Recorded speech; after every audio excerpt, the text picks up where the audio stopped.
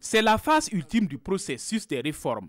Après les travaux des 68 membres du Conseil consultatif sur les réformes politiques et les rencontres régionales, l'heure est aux assises nationales. Environ 1500 délégués des 45 provinces du Burkina, issus de toutes les couches socio-professionnelles, des partis politiques de l'opposition et de la diaspora, ont marqué leur adhésion à ces assises. Il est question d'examiner et d'enrichir les propositions déjà faites afin d'aboutir à des réformes qui devront conduire le Burkina vers un avenir radieux. L'idéal démocratique repose sur la conception selon laquelle le pouvoir politique procède du peuple souverain. Il ne peut donc y avoir de démocratie sans implication du citoyen, c'est-à-dire sans citoyen actif.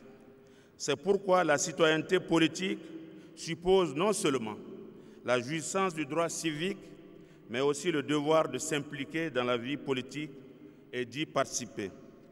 En d'autres termes, tout cadre de dialogue inclusif qui s'inscrit dans la trajectoire du renforcement de la démocratie et de l'état de droit est une opportunité offerte à tout citoyen, notamment aux acteurs politiques et sociaux, pour apporter leur part contributive à la construction d'une société plurielle, démocratique et de citoyenneté responsable.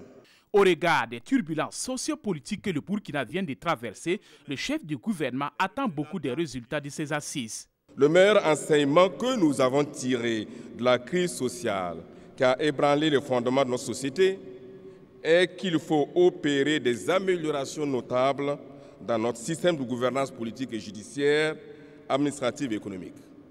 Toute chose qui vient conforter la décision prise par son Excellence, Monsieur le Président du Faso, d'initier cette importante réflexion sur les réformes politiques indispensables à l'édification d'un Burkina Faso émergent.